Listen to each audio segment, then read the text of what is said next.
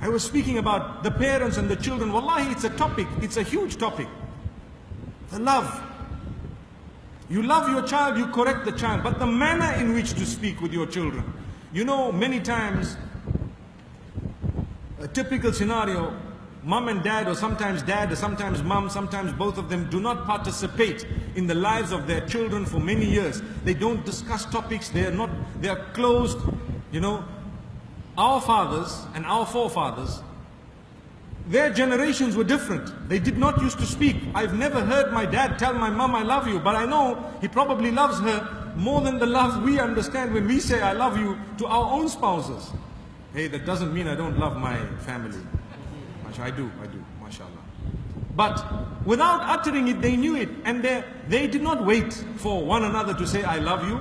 If they did say it, they may have said it behind closed doors.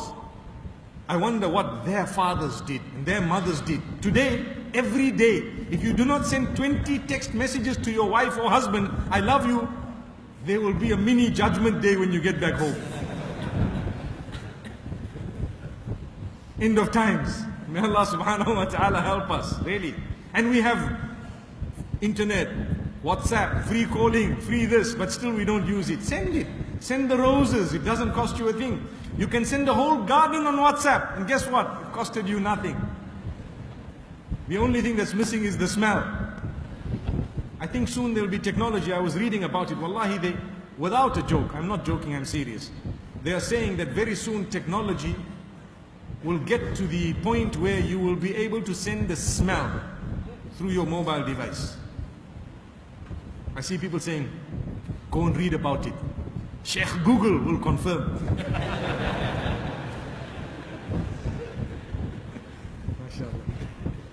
My brothers and sisters, so it's very important for us to know that while technology has advanced and communication has been made so easy with people who are very far away from you, we sometimes forget those who are the nearest. Those who are the nearest. Like I said, our parents, we didn't hear them say that, but in our case, you have to. And you have to spend more time. And the sacrifice levels are less. You have to admit. You have to agree. A long time ago, they would sacrifice. I recall a case where people suffered marital turbulence and they separated for a long time.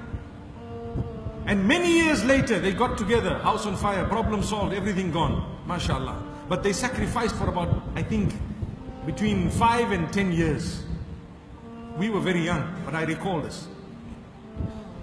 And mashallah, the problem resolved. Today, 5 to 10 minutes we get irritated, honestly. We cannot handle. Sleeping in the couch, separately, I'm gone. You won't see me out of the gate, out of the door. We're out. May Allah forgive us, really.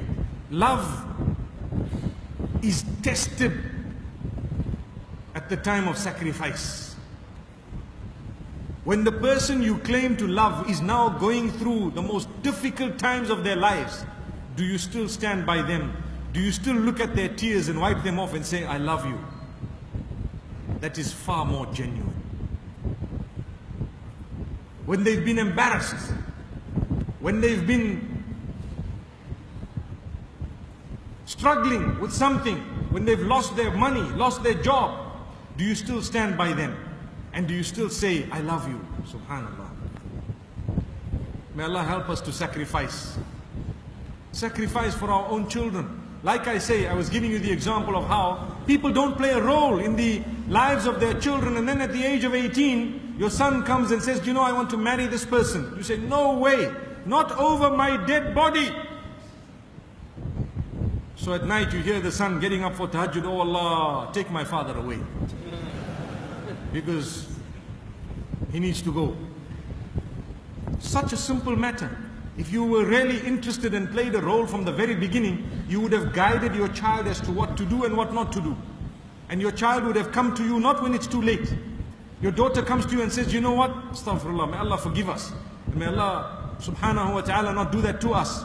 But an example that needs to be given is an unwanted pregnancy. Will your child come up to you to confess or to say, I need your help, Dad. I need your help, Mom. If that's the case, there is love between you. You need to get up and help them. If you don't, they will get help from somewhere else. You may lose them even as a Muslim. They made a mistake, very bad. Is it happening? It's happening. In our communities? Yes, in our communities. How are they dealing with it? Well, go and find out. If that happens in your case, may Allah never make it happen to us. But if it does, and it may, and it can, you need to know how to deal with it. True love would make you stand up, rise to the occasion, embrace your child. Say, child, I'm very, very let down by what you've done, but let's see how we can deal with this. Let's see how best we can deal with this. Go for help, seek some counseling, take your child here and there, ask for religious rulings, see what's the case, what has happened. And you don't need to scream and yell, because that doesn't help. We need to be disciplined people. A few years ago, the advice would have been different. But today, the world has changed. Like I said, the ruling remains the same. It's still wrong. It will not be right. But how to deal with the wrong? In a way that it is not repeated. In a way that we do not lose the person as a Muslim. People have left Islam because their parents have not dealt with them in a correct way when they made mistakes. And here come the church, and it provided shelter and help. Come, we'll give you help. So the people converted. Wallahi, I know of cases. Why should that be the case? When we have a perfect deen, the problem with us, sometimes we have contaminated it with cultural norms that happen to be far from the deen. And we've always said culture comes with a lot of goodness. But where it makes life difficult for people, and where it contradicts Islam and what Allah has revealed, then we will say that culture is not good.